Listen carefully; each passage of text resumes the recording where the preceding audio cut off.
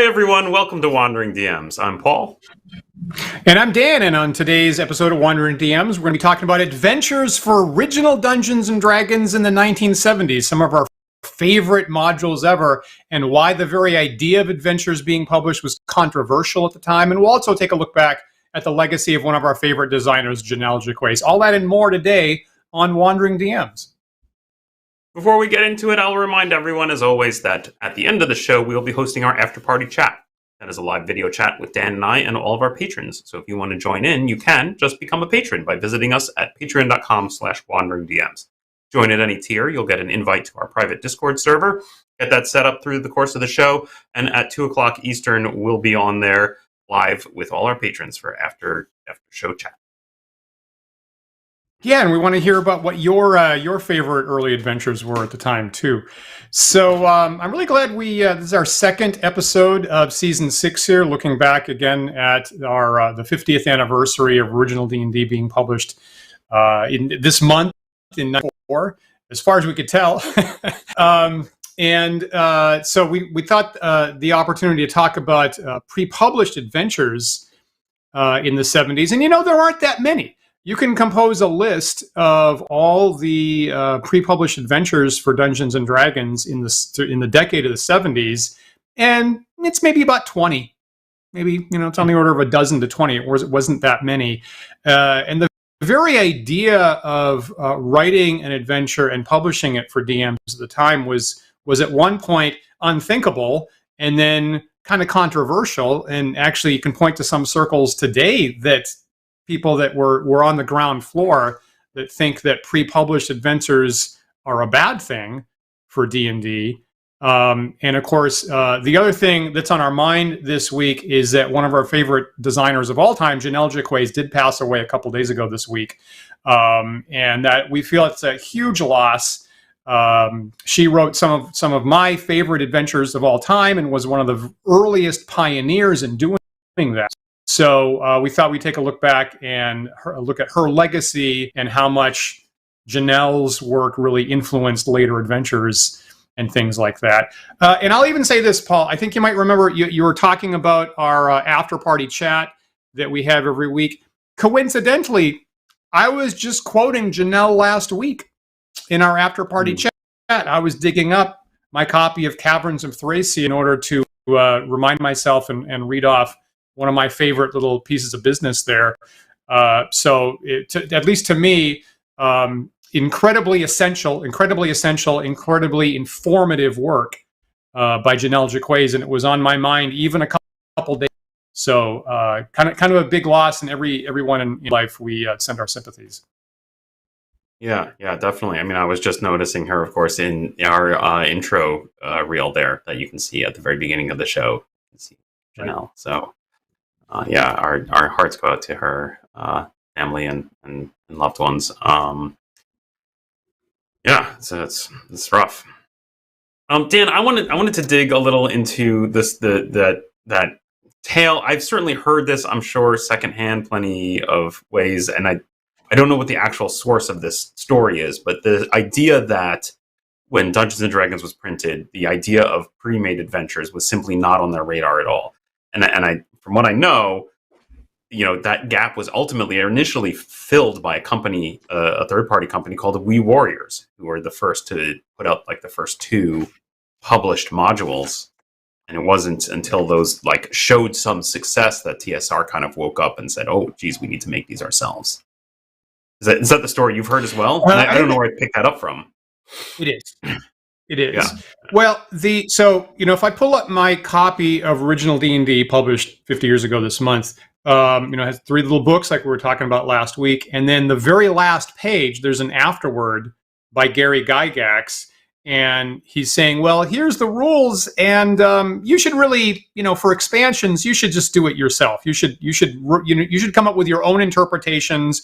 We're not encouraging anybody to write in to us with questions and answers at this time. It says, we're not loath to answer your questions, but why have us do any more of your imagining for you? Yeah. So at least at that particular moment, the theory was this is as much of the work as we should do for you. The rest should be yours. And I think, thinking back to the We Warriors publications, the very first one, and you've actually looked at this closer than I have, was Palace of the Vampire Queen. Am I right about that? Yeah. No, there's the idea that that the designers may be intruding on the space of their clients or their consumers is right here in these publications as well. So I have my copy here of Palace of the Vampire Queen. This is a later printing. I can't remember what edition this is, but this is actually, it says on it a We Warriors game, pre-factored adventure for use in role-playing games. No mention of Dungeons and Dragons. And the interesting thing is, it actually right on the front page, I was looking to see if they said anything about how much they do or don't expect you to do, and it promotes itself as Dungeon Master Kit #1, and it tells me this kit represents a ready-to-use adventure for those strong of heart and steel strength. Possession of a wooden cross couldn't hurt either. The Dungeon Master may give or sell the player maps to players. Blah, blah. It says, addressed to the Dungeon Master here. Now, Dungeon Master, feel free to use your imagination for dialogue or any extra details you feel would add to more exciting play. The kit itself is only a basic outline. You can make it a dramatic adventure. So clearly, this is like a kit for making an adventure. It's not really presenting itself as like a whole adventure for you ready to go. Right? It's like, here's a starting point. Good luck. And that holds up, frankly, because when you dig into it, there's not a lot here. There's not a lot in this thing. Right. Is it still in the design phase where you've got like one line per area? There's just like monster treasure at the end. Is that basically what the design is most of the time? Yeah, basically you get a chart that looks like this, right? This is the most of the content looks just like this, and right, and so each and then I would say the majority of the pages here are actually the maps, which are printed. Interestingly, full page. Right, every map is full page like this. So clearly, you're intended to like get the staples out and pull these maps out because they're also not. They're not. There's nothing on the backs. Right, these are just folded in.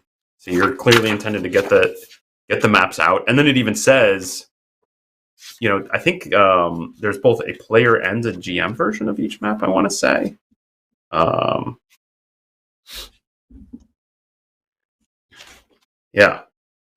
Because there's that section I was mentioning in the very beginning that says the Dungeon Master may give or sell the player maps to the players to speed gameplay. Maybe you want to give these maps directly to your players.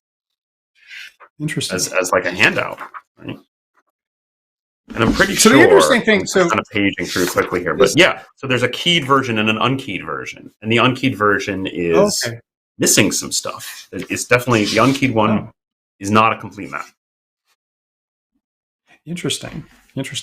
Yeah. I picked up my my copy of John Peterson's Playing at the World, his John Peterson's huge tome of the start of the role-playing industry, and I see it he's talking about that product that you're holding right there, Palace of Vampire Queen, and so he's saying that, and that came out in June of 1976, so that was 2 years. It was 2.5 years. After the publication of D&D, before someone published an adventure to that level. And at least here, Peterson's saying that the writers of that product, Pete and Judy Cariston, had previously developed a character Archaic, which was just blank. It was just blank maps. Right. So he's pointing to Palace of the Vampire Queen as an extraordinary evolution. Oh, they're doing so much more for you. They're actually giving you some kind of content in the rooms, and that was a forward. So even that really minimalist publication counted as a real breakthrough. There's a page in the beginning of about 4 paragraphs of text that is the background, right? So it gives you sort of here's the context of the adventure. Who the Vampire Queen is, and why it matters. It's pure fluff as we would consider it in modern. Like, it doesn't really matter towards the output of the adventure. Definitely, the maps are the big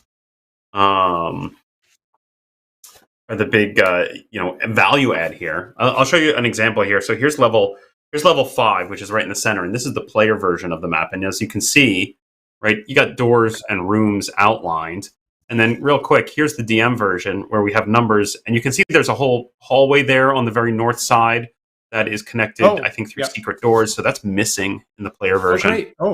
So there's secrets missing from the, which I think is always a clever conceit, and I'm surprised more adventures didn't do this of like having player version and DM version of maps. But then the rest of the text really is just this, where you have lots of lines that just say, no encounters empty. 9 orcs with all of their hit points. I've got all their hit points in parentheses, empty. Yeah. Let me read one of the longest ones here. No encounters. Laboratory. Counters in cupboard. Large table in center of room. Empty except for 24 flasks scattered on table. 20 empty. 1 poison. 2 undead control. That's the entirety of the entry. Yeah. Interesting. Yeah. It's in the same ballpark. Sorry, when we see over the shoulder of Gary Gygax running Greyhawk adventures at a convention, it's the same basic extent. It's like 1 line per room, and it's monster treasure most of the time. That's it. And at least in Gary's earliest adventures, like Greyhawk or Expedition of the Barrier Peaks or something like that, most of the rooms on the map aren't even keyed. I guess I've said that a number of times at this point. So legitimately actually really empty to the point where there's no actually key there. So that seems to be the style. That was the earliest style, and that'll get you started. Yeah, it's a fascinating historic thing. Now, I became aware of this adventure because I went to Total Con in, I would say, the mid-aughts. I've been going to Total Con for forever, but around the mid-aughts, Frank Menser and Tim Kask were there often, and Frank actually ran this, and that was it was a fun little thing, right? It was kind of in the time period when the OSR was kind of burgeoning, right, and there was a lot of interest in it, and so it was very much billed as like, hey, you want to play the first adventure ever, right? So with Frank Menser at the helm, come play this. I think that's actually coincidentally also where I met friends of the show, Ragnar. Hi, Ragnar, if you're watching. It was a good time, and I enjoyed it, and it was my first exposure to this existing, and I went, I got to track this thing down, and and had to I can't remember if I actually found the physical copy or the PDF first, because it's actually fairly hard to find, frankly. There was a question, Dan, in our chat about what happened to the Wee Warriors folks. Do you know any of the history there? Are they still I don't. around? If someone wanted to step in on that, I don't. Frankly, they completely predate my consciousness of D&D. Frankly, so I only heard of them through historical sources. So I don't know. That's a great question. Really quickly, I pulled up the Wikipedia article, and it tells me, in late 77, with the release of the new AD&D rules and rapidly expanding, TSR stopped distributing third-party materials. Wee Warriors tried diversifying, designing Star Trek board games, promoting new science fiction play-by-mail game, but the company was unable to regain traction in the marketplace and ceased publication in 78. So it basically sounds like TSR kind of was originally distributing for them and then cut them off, started making their own content to replace what they were doing, and that's so goes the I don't know. It feels like a commentary in general to me, like the fate of small third party companies getting taken over by the big fish. Yeah, and I see Dan Boggs in the chat here, big friend of the show. Thanks for checking in here today, Dan, saying that TSR licensed them for a while, and I do think that's a commentary, particularly on being dependent on a license. There's a big risk reward there. I've worked at companies, video game companies that had a great business going as long as they had a license, but that is a lifeline that when it gets cut off, it's really hard to recover from, frankly. So I've been at places that went through the same thing, frankly. That said, I mean, this is fascinating to me. Now, of course, this is an older printing, so I feel like I want to track down an earlier printing to see how it presented itself, because this one actually has a copyright of 77 in here. So this is clearly late era Wee Warriors, right? When they're maybe trying to hang on. And it says it calls itself a Dungeon Master kit. The term Dungeon Master appears in here. I don't see Dungeons and Dragons at all. I don't see that terminology here whatsoever. Right? And it says it's a pre-factored adventure for use in role-playing games of any kind, apparently.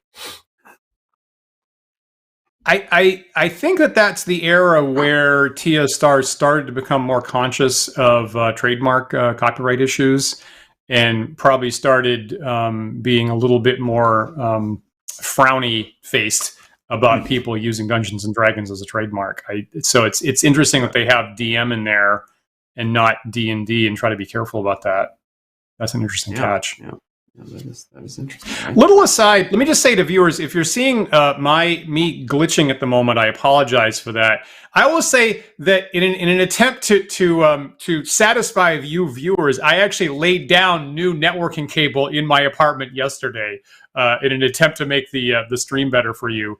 At the moment here in New York, it actually has started storming, so I can just in the last couple minutes, it started snowing and blowing outside. So I don't know if that has something to do with it. So I apologize. We'll get through today as best we can. Yeah. The other thing I want to throw out, because in the chat a couple minutes ago, Hobo Ogre asked the question: why in the world was the idea of adventures controversial? And the other thing that I picked up this morning on that point is I have a copy of Rob Kuntz's book, Dave Arneson's True Genius, which is an interesting idiosyncratic book, I will say. Of course, Rob Kuntz was basically there in the earliest era. He was a principal at TSR. He's worked very, very closely with Gary Gygax, and also knew Dave Arneson very well. And so, published this a couple years ago. Rob is still furious. About the business direction that D&D went in, particularly with published campaign settings and adventures. And so I feel that, and more or less, this book is largely a screed about what a horrible sabotage that business transition was. And I'm just going to read a little snippet of Rob's very intensely felt beliefs about this issue. So he's writing here, with the change from game as creator to game as consumer, this investiture in creative transformation morphed into a slavish adherence to industry. This was a complete reversal from self-determination in play and design, and also the abandonment of volition that was eagerly sacrificed at the altar of industry products and procedures.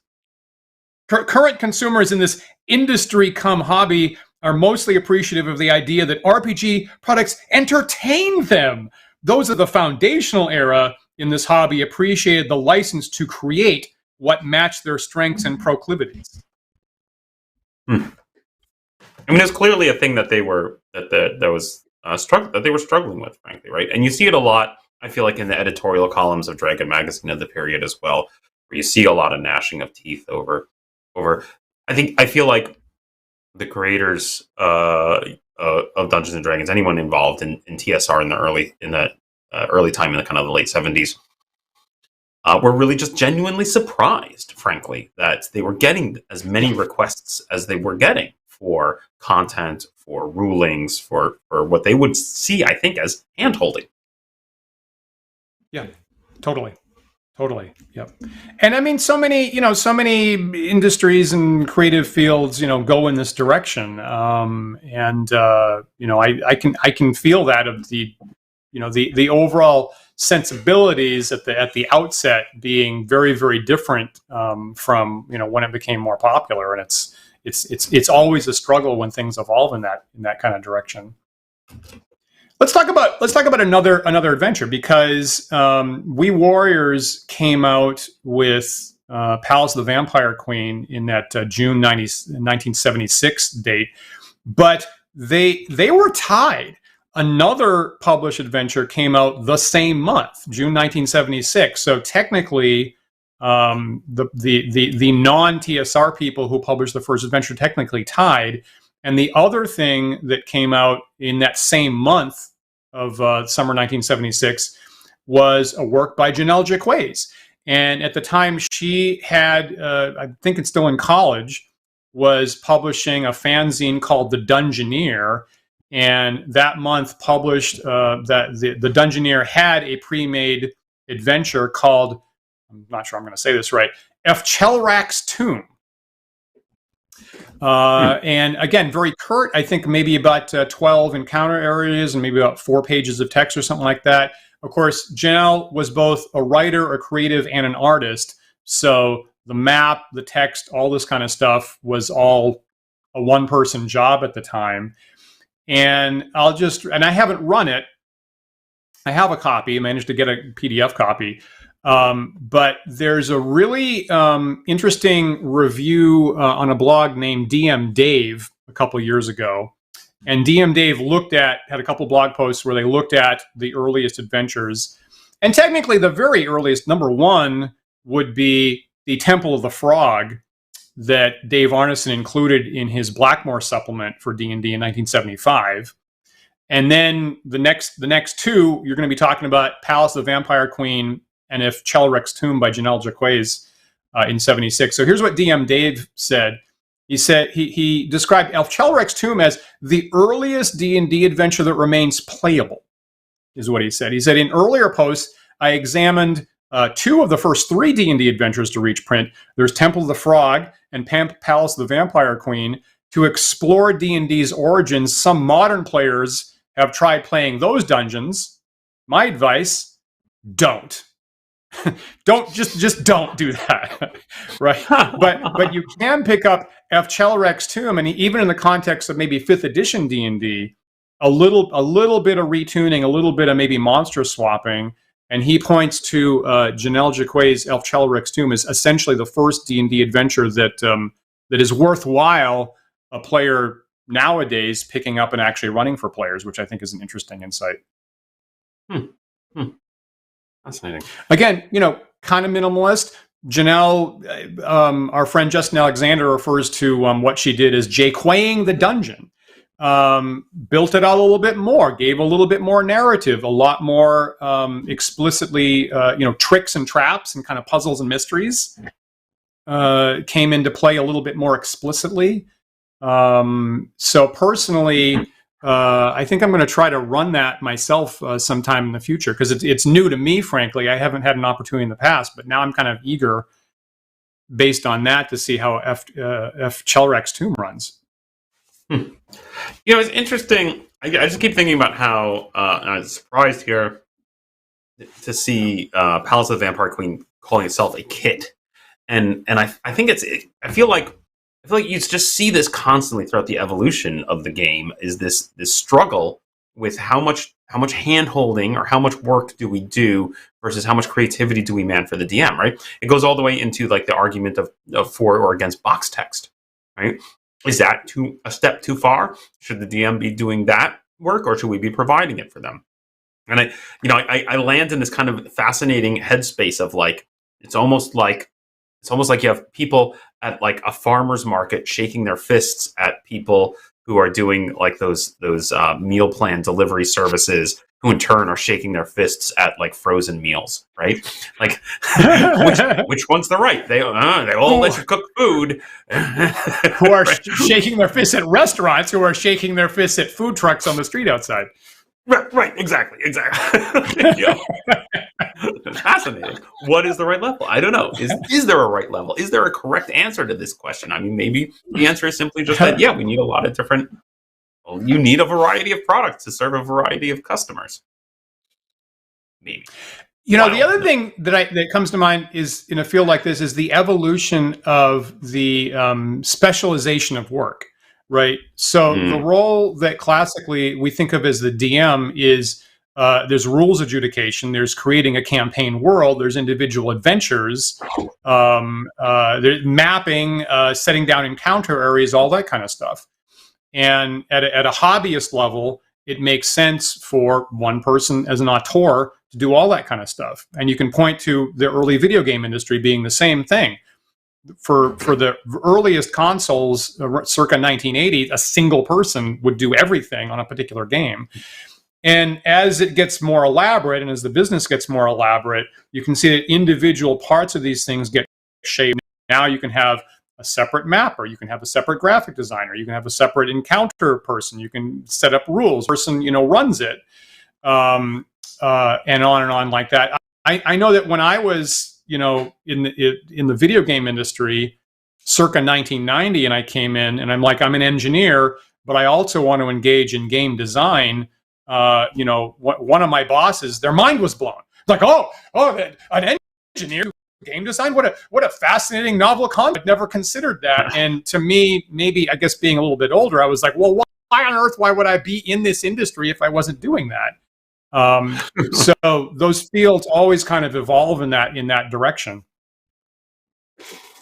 I don't know if I would call it evolve though. Like I feel like there's different personalities or different types of people who want to engage with a product or a thing or a game or whatever in different ways. Right. I was immediately drawn. I was just thinking about Magic the Gathering, as some folks know. I've been tinkering with learning more about Magic the Gathering recently. And the notion came up that I was discussing it with somebody, and I point out, like, well, there's an aspect of the game where I'm sitting with my large collection of Magic cards, and I am deck building, right? Basically, the idea of I'm leafing through my collection, I'm looking for cards that work interesting ways together, and I'm creating a deck. Is that playing Magic? Like, some would argue, yes. That is, clearly you're engaging with the game in a fun, creative way, and you're enjoying your time, and to pass time as a leisure, that is you are playing Magic. And then there are others who are like, absolutely not. And on the other hand, I know there are people who don't like that aspect of the game and who would rather go online and look up a known deck list of where somebody's just transcribed, here are all the cards I put in this deck, it does really well. And then they're going to go and obtain those cards and build that deck so that they can play the game. Mm-hmm. Right? They just want to play the game. They don't want to be bothered with the whole deck building aspect, and they just want a deck that is good. And then people like myself who might, I don't personally, okay, so my own tastes, I love deck building. I think that's one of the more enjoyable aspects of the game for me. And so I look at people who are playing it that way, and I'm like, I don't know that I want to play with that person, right? Because they're engaging in the game in a totally different way, right? They're not engaging in a creative way of owning and using the deck as an expression of self or creativity or whatnot. They're just excited about the crunch and the mechanics and can I win? And personally, I don't give a damn if I win or not, frankly. I enjoy, did I make an interesting, fun deck? And did I do something unusual and creative and exciting and whatnot? So anyway, it's fascinating, I think. It's fascinating because I don't know. I don't know that. I wonder how much in the Magic communities those two camps, and there are multiple different camps. And I hear there's all these interesting terms for player types and how people engage with the game. But like, do they argue with each other whether or not they're quote unquote real Magic players, or they're playing it right, or do they accept that, like, different people just play the game differently? I can see both. I can totally see both sides. And to bring it back to D&D for a minute. The sensibility I get from the earliest fanzines of the 70s is that the overall consensus was that every DM would have their own, what we'd call now, mega dungeon. Is that every DM had a signature mega dungeon that was theirs. Kind of like every chef had their own restaurant. And so the expectation is you'd go in for a custom, surprise, mysterious experience. And with the evolution of packaged, published adventures, all of a sudden it became, again, like a lot of media does, became more mass produced. And again, I found there's a really, and I immediately believe this, as I usually do from the writing. So I found an quote back in 2010. Our friend James Malajewski interviewed Jennell Jaquays at his website Grognardia, that we adore to death, of course. And one of the things that Jennell said about her early fanzine, The Dungeoneer, and just last week, right? We were mentioning there's 3 books, and to my mind, there's 3 canonical areas that are ripe for expansion in D&D, and that's spells and its monsters and its magic items. So usually when you get supplemental, works, You have a whole bunch of that when you're buying a new role-playing product. So Jennell's observation 2010 was, looking back at the legacy, was it's the adventures that stand out. And she said, not simply because no one else was doing these mini adventures in 1976. She said, when I read comments about the magazine or talk to fans, no one talks about the monsters or the art or the magic items or the rules variants. They're always talking about the adventures. And I feel that. I feel like if we're going to have a conversation about like old school gaming or experiences, frankly, the first thing that pops into my mind is something like Keep on the Borderlands or, the Against the Giant series. Like those are the actual experiences that we've had, the dramatic experience that we've had in play at the table if you're playing in the era of, pre-made adventures. And even if someone played with another DM or another location or another country, that's something that we can have a conversation about what did you do when the Bugbears invited you in for dinner and Keep of the Borderlands, right? That's something that's going to be very memorable and very interesting. And I think it's a good thing that we can share these experiences across, geographical locations and time, that we remember these events. And it's not quite as enticing to have a conversation about like, what's your ruling on the Charm Person spell? Like that's less likely to have a really vibrant conversation. But what happened when you walked into the Hill Giant Chiefs, banquet? That's something that immediately gets people excited. That's fascinating. Because I feel like these days, more often than not, when I bump into somebody randomly out there in the world, and it comes up, oh, you play D&D, I play D&D too, I love it. Like the first thing I start to hear about, especially if they're not a DM, especially if they're just a player. Sorry, that's a bit judgy. If they're specifically a player who does not DM, that they usually what they'll jump into, what they want to talk about is the character they made. Let me tell you about my character, right? Yeah. And in later editions, in 5th edition, right, you get a lot of like, oh, well, I used, this class or this race from this supplement, right? Because there's a ton of them. And, I use this background and blah, blah, blah, right? And it's, okay, so there's an interesting, creativity there, much like building my deck in Magic. Like I've taken the elements of the game and mixed and matched them together. But I feel like most of us, or a lot of people I know that I talk to about D&D with, especially on this channel and whatnot, will kind of like roll their eyes at that kind of encounter, right? Oh God, they want to tell me about their character. Oh boy, right. On the other hand, if they want to tell me about, hey, oh, have you played, the G series? What did you do in this situation? Like, yeah, now I'm engaged. Now I'm very excited to talk about it, which is fascinating. Right. And it's maybe harder to do in this day and age because there's so much content. There's probably much less likely to be overlap. Yes. Yeah. And the other, and I will say, as I was thinking about the early adventures, there was a smaller number. We would, if you started with the Holmes Basic, you probably had Keep on the Borderlands, and everybody of our generation knows Keep on the Borderlands, and it's a common thing you can converse about. Of course, the other thing, Paul was talking about Palace of the Vampire Queen. You can see they're kind of they're discovering the terminology, right? So Palace of the Vampire Queen calls it an adventure kit, a DM's kit or something like that. Most of us from the 1st edition era call these things modules. So if you're like a new player and you hear us say module, that's an adventure module. Nowadays, you're supposed to call it adventures. And the other thing is the fact that all through the 70s, 80s, and 90s, the stuff from TSR, the makers of D&D, were all had the letter numeric code. So frequently you'll hear us, instead of saying Keep on the Borderlands, we'll say B2 because that was the code for B2. And it kind of had, I don't know how intentional it was, but it kind of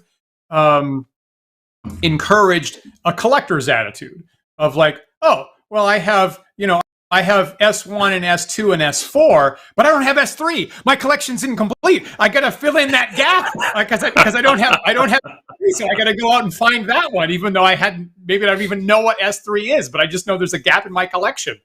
And so that's another with the larger amount of content nowadays. You don't nearly have that kind of I must have a complete set of all the advanced D&D modules, which at one point was possible and now no longer is.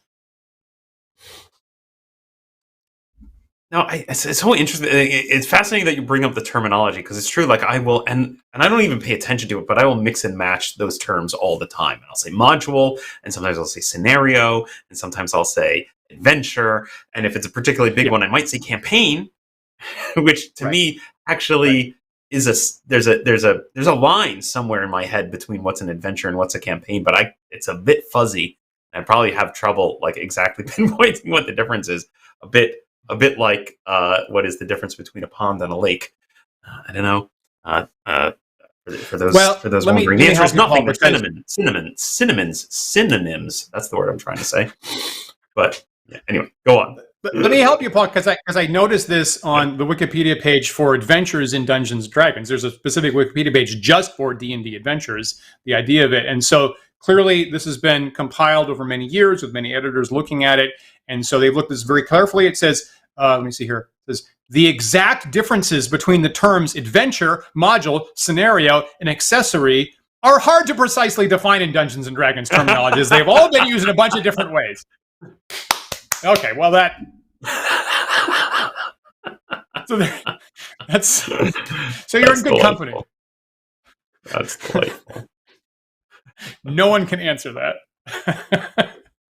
Now, that said, I do think there are some outliers, modern day outliers, where a specific book of content, shall we say, an adventure, I'm just going to use the word adventure, an adventure came out that got around enough that people latched onto it. And I do hear this conversation a lot in 5e circles. I will hear, we were playing Curse of Strahd. I don't know what it is about Curse of Strahd. I never played it, but like that adventure somehow was played enough, widely enough, that people will, come together and be like, oh, you play Curse of Strahd, and then immediately have Curse of Strahd discussion, which I think is fascinating. Okay, great, good. So it does still exist. I think it's just a little more rare. Yeah. I think the big it comes out of Tumahar is basically the biggest Sararat campaign adventure, and I'm forgetting what it's called, like Apocalypse Wheel or something. I don't know. Seems to get quite a bit of conversation in the circles that I see too. I totally mangled that, and I apologize if that's a completely nonsensical reference. I apologize about that. And William right now is asking, maybe it's because, maybe your observation, Paul, is because Curse of Strahd is descended from a really good adventure. And the one that I came up with also is descended from a really important adventure too, right? So that's possibly a good observation. Regardless of why Curse of Strahd caught on, I think the more interesting thing for me is the fact that it did catch on. That enough 5e players bought it, enjoyed it, and played it, that now I will see people getting together who are we're meeting up who have not, don't play together regularly. Let's just put it that way. People who don't play together regularly will talk about it and say, oh, did you play Curse of Strahd? Yes, I did. Oh, and then they'll have a whole conversation about having played Curse of Strahd. So I think the interesting thing to me is that it was widely distributed enough that enough players have played it that it hasn't become a touch point for 5e players, I believe. Cool. Good. That's a plus for 5th edition D&D. I think so. But again, I think it's rare, right? And it's harder because there's just so much content, right? Probably ever since, I don't know, when did this start? Is this 3E?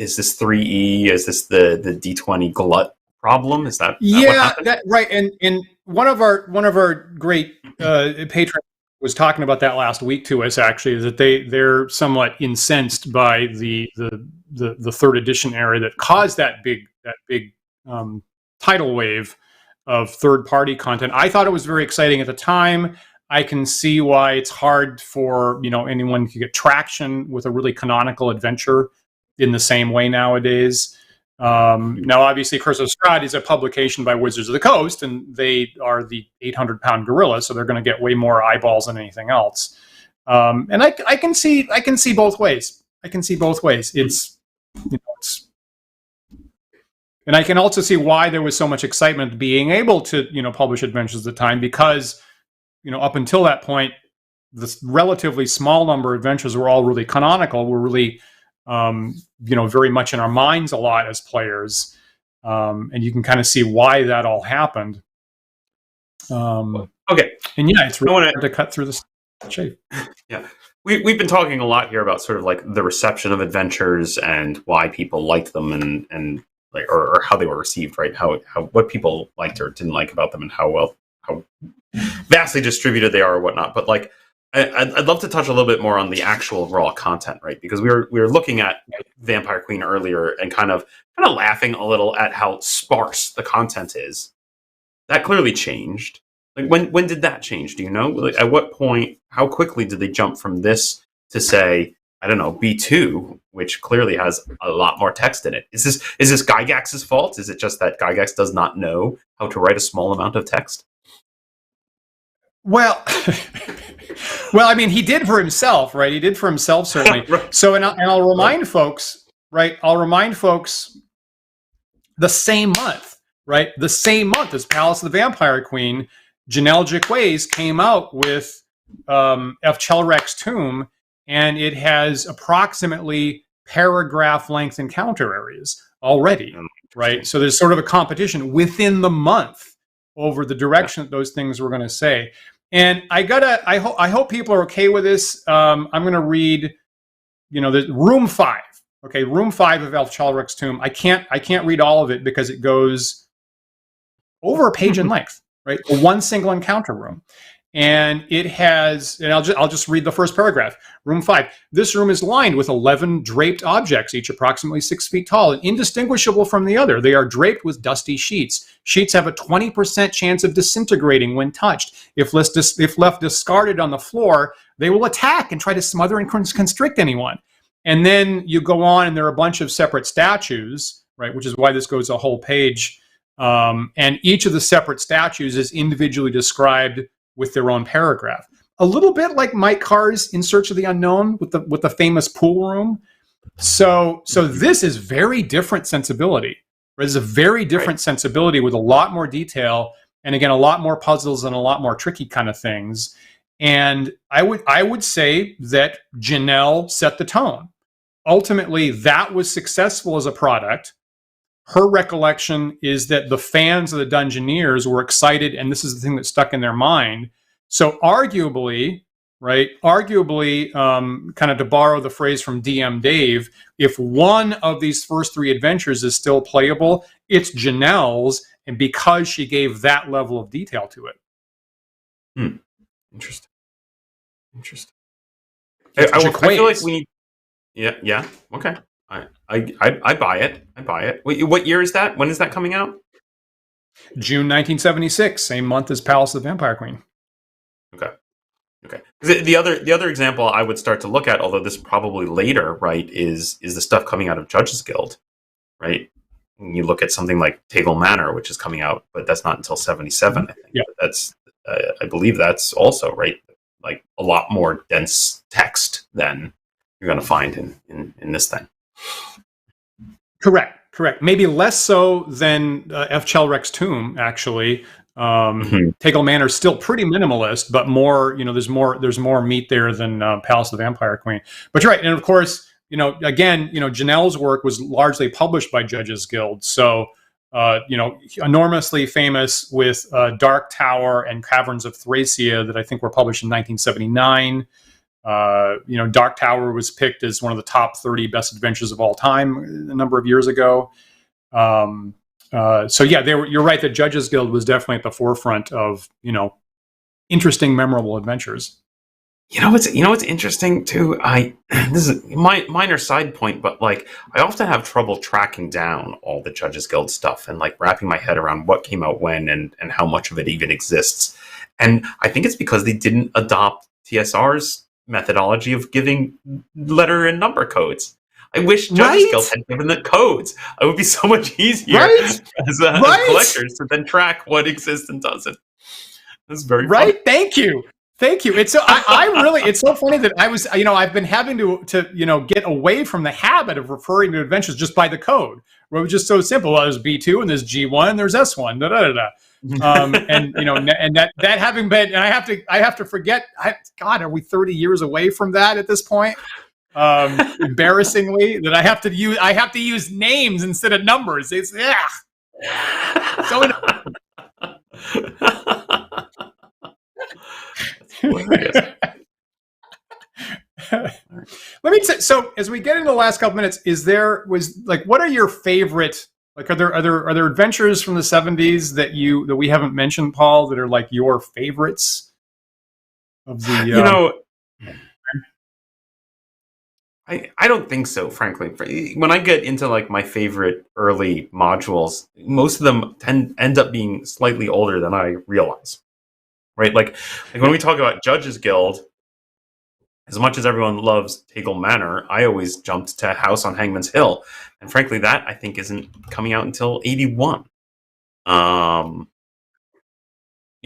think a lot of the stuff that I really enjoy is probably coming from either very late 70s or early 80s, and I just have less background, I think, in the super early stuff, with the one outlier being Palace of the Vampire Queen, which I bought, I think, just because of it's fascinating as being the first.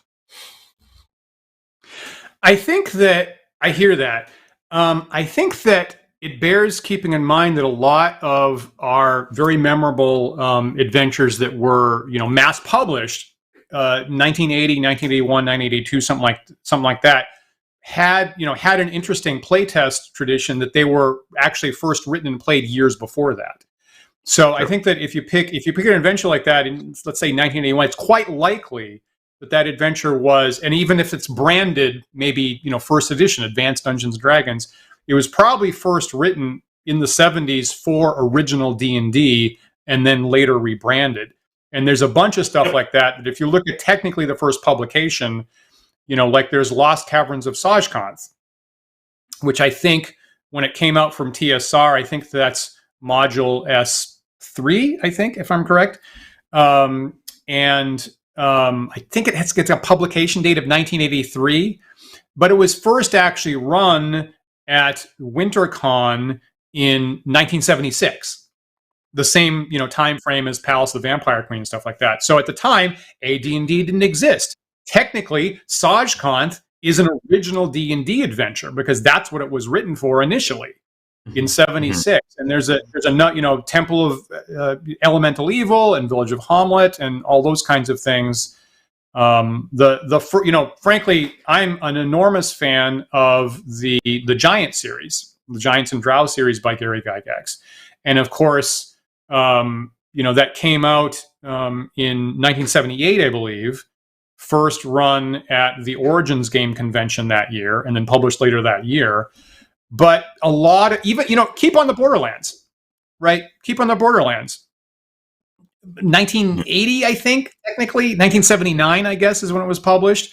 But on my blog in the past, I've done a statistical analysis of all the hit points in the adventure, and it sure as heck looks like the hit points were generated based on D6s, not on D8s from the system as it existed 1975 later.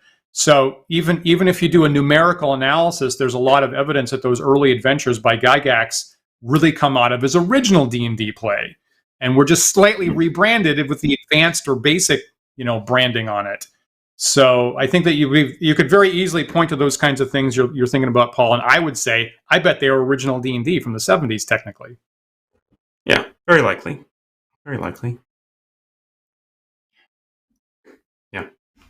I mean, also, of course, it doesn't help that, I don't know about you, but for me personally, I'm coming to all of these things much later. I didn't read any of these things. Certainly didn't read them in the 70s. Let me tell you, couldn't read in the 70s. Right. Never mind. Yeah. So, I really only became aware of this stuff much later in life, and so I just stumbled onto things as I stumbled onto them. And of course, I avoided the G series for a very long time simply because you were running them. You were digging into them, and you were running them. And I thought, great. I want to experience them. I don't want no spoilers, right? Get them away from me. Great. See, you're a good player. This is why I enjoy playing with you, Paul, because you're fundamentally a good player. Because I've had players that didn't have that mindset in the past, so it was a complete joy for that. I will say that Steading of the Hill Giant Chief, right? Module G1. That's the first thing published by TSR. for an adventure. And yes, I have a copy of the monocolor G1 module that I did pick up out of the store when it was first on sale. So I remember being really excited about that. Same for the rest of the G series. I've said it in the past that you could justify the advanced D&D game by just being the operating system that lets you run the GDQ series. Frankly, I think that it's that good, and I enjoy. If I could run it over and over again for people that never experienced it, I would love it. And let me say this: I think, and I've said this before too. I think there's a reason why it's so strong, is that it's about something else. And in particular, the Giant series is very much a replication of DeCamp's first Howard Shea story called The Roaring Trumpet, where he absolutely goes through 2 separate locations of Giant headquarters, trying to recover Thor's hammer, if I recall correctly. And that kind of, using outside inspiration. And anyone that is going to run the Gygax's Giant series, I would highly recommend that you've got to read that Roaring Trumpet story to see all the nuanced texture where it's coming from.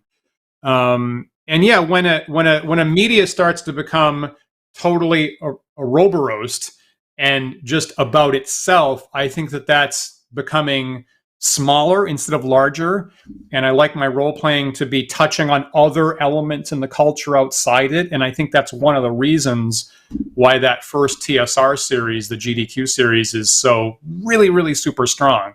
And I really am glad that's in the world. Great. Dan, we are pretty much out of time here. Do you have any final thoughts on the original modules? I think it's really telling, our mutual observations, that a lot of the stuff that still comes out of Wizards of the Coast for D&D nowadays is touching upon these earliest adventures.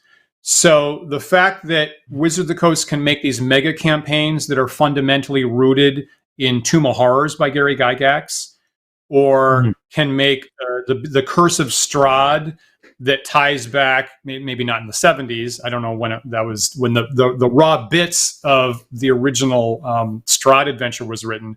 But the fact that so much of this stuff can be tied back, and I've had such great experiences with Caverns of Thracia by Jennell Jaquays as one of my favorite mini campaigns I've ever run. And so many of these things really grabbed the lightning at a very early time. And I think I do agree with Jennell that it's the adventures that are maybe the most memorable things. I really like going back, digging into the raw stuff, trotting it out at a convention, as you know, Paul. There's missteps and there's weirdnesses and there's things that you might have to clean up for the particular generation that you're dealing with. But that they really did put lightning in a bottle in a lot of circumstances. And I really love that early stuff. I do. Fascinating. I think for me, the big eye opener for me was just seeing the presentation of a DM's kit and thinking about modules maybe slightly differently in my head as being ingredients. Right. This is not a complete anything. Right. This is, regardless of whether you're talking about the super original stuff of Palace of the Vampire Queen or even later things, but like, trying to think of these less as this is a set amount of content for us to just experience cover to cover in whole, and rather think of it as, here's a bunch of ingredients, good luck. But frankly, it's the way I think I've always approached running my games. And generally, when I'm reading adventures, I'm looking for how much of the pieces of this can I pull out and reuse in other places. When I've run campaigns, it's always been, I'm going to steal this dungeon wholesale, and I'm going to chuck it there. I'm going to steal this idea from this dungeon. I'm going to put it here. I'm going to revamp this. And so I like breaking it apart into pieces, reusing the bits that I like, ditching the parts that I don't. So frankly, I kind of am, I guess, almost a little disappointed to hear the language have altered from kit to module to adventure, right? It's kind of moving away from the notion of parts and towards the notion of a whole. I like to think of them as parts, pieces, Interesting. ideas. That's a great observation. I got to admit, I don't think exactly in those terms. I do think a little bit more like a script that I'm going to discover how it plays out. But so that's good for me to hear. Actually, I will say before we get out that you're reminding me of the famous White Plume Mountain adventure that we all love so much in 1970. It came out in 1979. Easily many people's top lists, and the fact that it was the reverse production. It was all of his traps and tricks from all of his many dungeons put into one single dungeon as an interview, basically, for TSR. And then when they published it as is, he was stunned. He was shocked. Oh my God! I didn't expect you to put all these. These were supposed to be separate pieces you'd have in a bunch of separate dungeons. I didn't think that was literally going to be a product. That's hilarious. Yeah. So good company. Well, viewers, before we get out, let me just say that if I can, Paul, I apologize. Jennell Jaquays' spouse is still dealing with medical bills. Has a GoFundMe up, very close actually to her target in order to get out from underneath that. So we've got a link to the GoFundMe in the description on YouTube right there. And if you'd like to help out Jennell Jaquays' spouse, that would be much appreciated. And again, we miss her a lot. Hopefully we'll continue to be inspired by Jennell's work going forward. Yeah, definitely. Please check out that link if you're able. Viewers, if you have further thoughts on early modules, the evolution of how the content was presented, or what was included in a module, or whether it was a good idea at all, please leave your thoughts in the comment section here of the YouTube video. We'd love to hear from you. Maybe you'll spin up some new ideas for us to discuss further in a future episode of Wandering DMs. Yeah, definitely. And of course, remember that you can like and follow and subscribe to us on a variety of social media. We are on YouTube, we're on Twitch, we're on Facebook, we're on GitHub, we're on TikTok, and we do have the handle Wandering DMs on all those sites. So please look for us there. If you prefer to listen to this show in audio-only podcast format, you can find those podcasts on our website at wanderingdms.com. You can also listen to our show on various podcast carriers such as iTunes and Spotify and Pocket Casts. If you're listening to us right now on one of those third-party carriers and they offer the ability to do so, please rate and review our show. That helps other users of that site find us, and we really appreciate it. We really, really do. And of course, every week, big thanks to our patrons who support the show. If you'd like to join them, please visit patreon.com/wanderingdms. Just like Paul said at the top of the show, every single one of our tiers gets you onto our Discord server where the conversation's continuing live all the time, 24/7. And every week we have our after party chat to touch base by video on Discord. So we'll be there in about 10 minutes or so. We love that every week. Anything else that I'm forgetting here this week, Paul? No, that about covers it. Hope you can join us in the after party chat. Go check out our Patreon and join in. Yeah, we'll look forward to seeing you there. So, of course, we are live every Sunday at 1 p.m. Eastern Time. So please join us again next week for another thought-provoking discussion. We'll see you.